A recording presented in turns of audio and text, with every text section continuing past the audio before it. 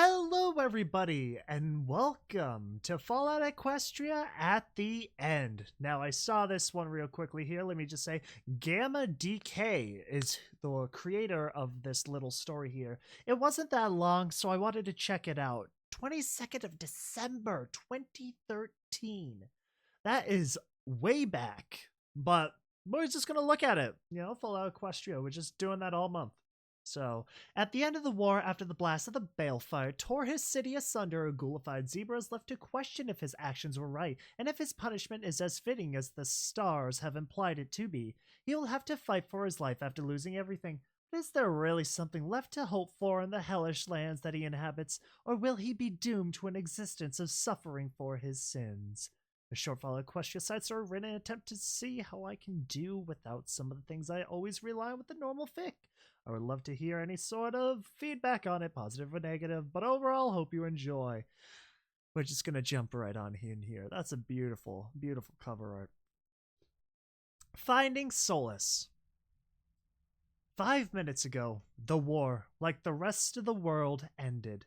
The hatred for my own kind that coursed through my veins during the war is the reason I have been cursed with this affliction. I should have listened to my elders and traveled back to the homelands when I had the chance to die with the rest of my tribe. Most of all, I should have listened to the warnings of how cruel the stars could be, and had I heeded their warnings, they might have taken pity on me and taken me away with the others. That anger had now turned inward, still thriving inside my soul, where it is the source of the soft glow I now give off. Of this much I am sure. It is the last of what is left of my equanimity. Whew, big words. The only part of my tortured soul that remains intact after Equestria and its war with my homeland tore the world asunder in what became the most foolish mistake the stars have ever witnessed. The balefire came not from sirens or panic, but with the suddenness of light switch flicking off, filling you with the creeping fear of what might exist now that you are in the dark. There was no time to prepare, no time to hide, only the time for a half-finished silent prayer for those you loved before they were taken. Then and only then did the merciful wall of green flame take you and everything you knew to be true away, leaving the world barren, poisoned, and empty in its wake. The only thing remaining was a land where the accursed were left to suffer for the rest of their lives, a fate that I doubtlessly grow to hate in time. The others who emerged from the rubble in our neighborhood looked much like the same as me. And at first they called themselves the lucky ones, the ones who had made it. Unfortunately, with their lives, families, and homes destroyed, they quickly latched onto the one thing they could still call their own, turning their angry and tattered souls on the one who the one on the oh my god, I can't. Turning their angry and tattered souls on the only one around to blindly accuse for their shared misfortune. My god, I just ate dirt right there. In mere minutes, the ponies who had once been my neighbors had emerged from the balefire as the vengeful spirits of what was now the old world, seeking to see me become the first casualty of the new one. Father always told me that we came from a strong tribe among the nations, and that before my family came to Equestria, they lived high in the rugged and dangerous northern mountains of the Zebra Empire. He told me of how the lands there were savage and harsh landscapes, and that if you weren't quick enough, the numerous beasts that waited in the shadows wouldn't hesitate to rend your body in half, that they may devour your soul whole. I never believed the tales he told and found myself lost in the grand illusion of modern life.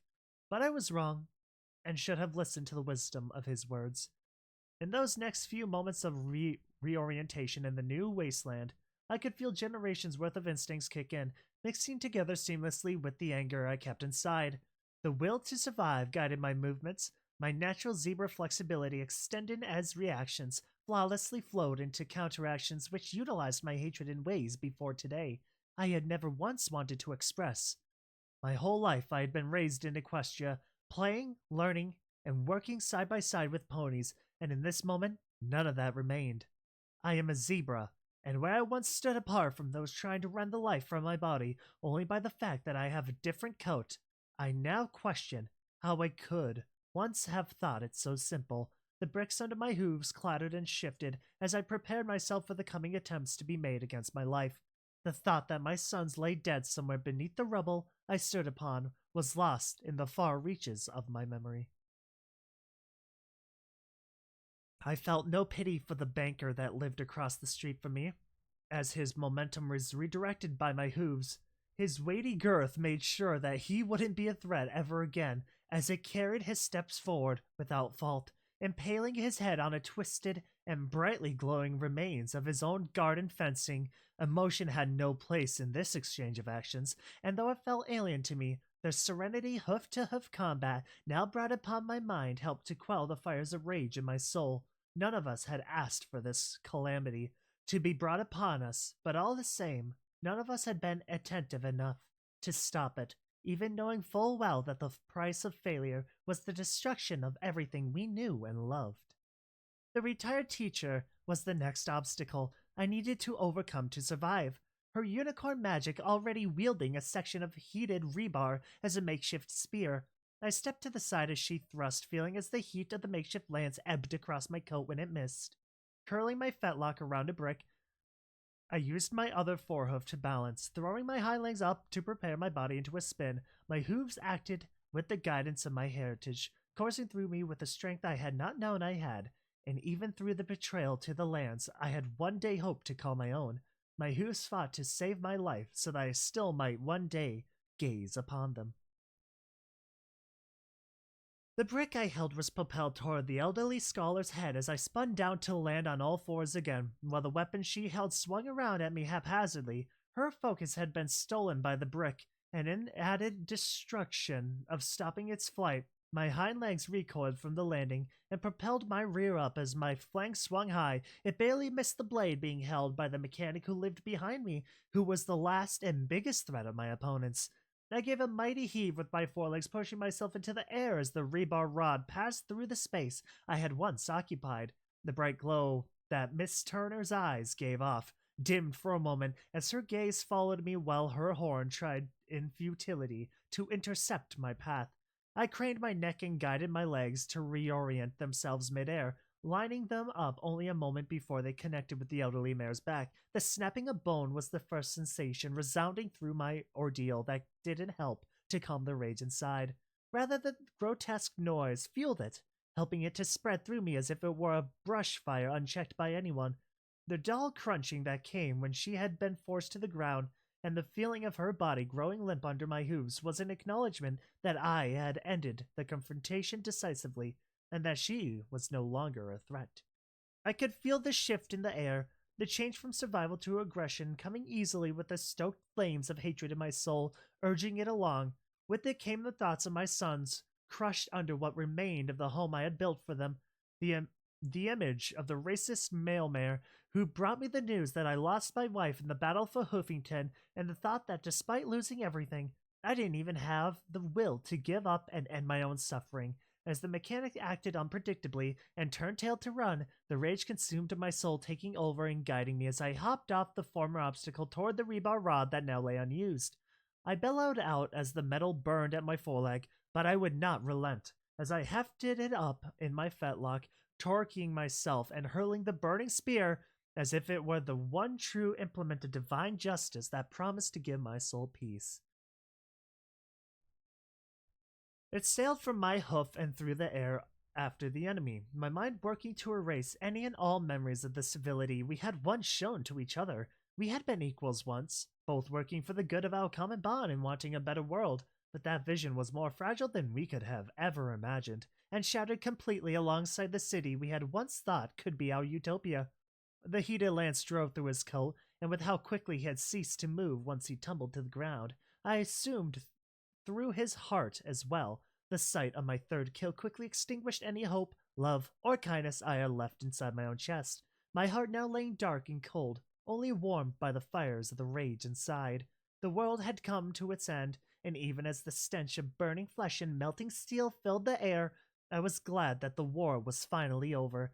Too long had we been at each other's throats as a society, and too long did we let the simple fact of different looks cause the pain and suffering of millions. The mega spells had been created as a weapon and were feared as the tool that would be used to bring about our complete annihilation. I can see now that this thought was flawed, wrongly chosen by those too blind from the fear of dying to see what they really were. They were the great equalizer, the one force left that could bring the balance back to the lands that had been slowly dying, even before today. I paid no mind to the sound of rubble falling around me, as the old world would now spend the rest of eternity trying to tear itself down. But my instincts knew better. Turning me around to face the new threat to my continued existence, my eyes were greeted by those which belonged to a half-burned foal, his short horn flickering as it barely kept a badly damaged revolver with a bent barrel in his muzzle. I recognized him as one of the banker's relatives, having seen him playing in the street a few times before and hesitated with his thought, losing my chance to strike him down, but he used the time to ensure his own survival as he pulled the trigger. The gun, however, exploded in his face and dropped him to the ground as the metal bits from the gun shredded his skin. The sight of it giving my mind the extra nudge to gather up enough of my senses to know I was no longer in danger. Oh my god, that's just too good. That is convenient timing right there. The colt was tougher than I thought, giving out a whine as he did what I no longer could and started crying, an action which I could not bring myself to do, even when I lost my wife. Oh god, I'm such a bad person. The sound of his woeful sobs dampened the burning of my soul, rekindling the feeling of life that I had assumed dead along with my last victim. As if it was something you could commonly fix, I found myself feeling whole again. He curled himself up as tightly as he could to escape the hell we had both been thrust into. The thought that he was on his own now must assuredly running through his mind over and over again. It's the it's the fact that he tried to kill the one guy, but it blew up in his face and just completely backfired. That is so funny to me. He just self-Russian rouletted himself by mistake. I shouldn't have cared. I shouldn't have wanted him to have died with the others. But what perverse entertainment do the stars get from watching one such as him suffer? Why curse him to wander these lands alone in a world he took no part in creating? There were too many questions that did not warrant answering anymore, and the only thing I knew that mattered was that I needed to survive. But I did not have to survive alone. In walking over to the young colt, he did little more to avoid me than to scoot himself away a few steps, but then his legs gave out and he dropped to the ground in tears again. It was then I noticed that the open wounds on his face were slowly closing, and with every moment that passed, his limbs steadied further, glowing brighter and brighter. This was when I realized what made the affliction we shared the curse that I feared it was.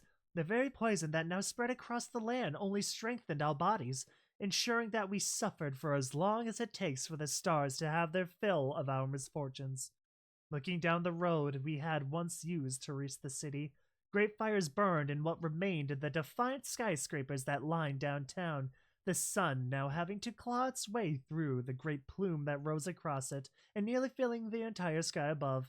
With a thunderous crack, one of the new glassless buildings listed out of place and fell against another, forcing it to move and repeat the process, which continued until the group struck one that refused to fall in line. The sharp sounds that echoed across the silent lands brought the young colt to his hooves, quieting him momentarily as he took in the apocalyptic sight, unable to take in just how much suffering and death the image he viewed could have held. I offered a welcoming hoof to him, the anger inside me dimming with each passing moment that he was here. For a brief second, an unthinkable thought ran through my mind as he stepped up and sat down next to me, now unafraid, his eyes and injuries glowing brighter than that of the brightest stars in the night sky. I could offer this cult the peace that death brings, the freedom from the curse of going on with the pain of his memories, but it was a choice he would have to make for himself. If it comes down to it, I will survive.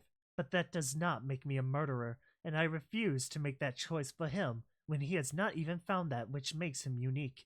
Maybe one day he will find himself and ask for my help in saving him from his curse, but that is not today. The roar from the engine of a missile rolled through the sky above the two of us. The white plume trailing behind it streaked towards the center of the city, eager to ensure the obliteration of the still proud structures that defied the first strike. Maybe the stars were already satisfied with what the two of us had done in the last few minutes, or maybe it was simply that they no longer offered us the choice to continue on our path. They had seen fit to curse us, but this may have just been a second chance to I can't talk. Prepare as now I knew what was soon to come, pulling the colt tightly to myself and tipping my head up to the sky with my eyes closed. I felt him squeeze around me tightly in a sign that to him we were at the very least equal in his eyes. In the still before the blast, I offered out only half a prayer in my mind, because this time the two of us were truly the lucky ones. Whoa! Wait! God dang! That was short, but we steamrolled through that real freaking quickly. Not bad. God, that's gotta suck though. You know, I can only imagine like what a Battle of Anchorage or something would look like before the war, and then the bombs dropping and crud like that. That was pretty good. I did do say enjoy that. It's kind of nuts. Your neighbors just turn on you like that. That's kind of crazy. But yeah, folks, once again, this was created by Gamma Deekay. And this is just one of probably lots of Fallout Equestria shorts we'll probably be doing here somewhere down the line. But for now, this'll do. So yeah, thank you all so much for watching. As always, links in the description down below, and I will catch you all in the next one. Peace out.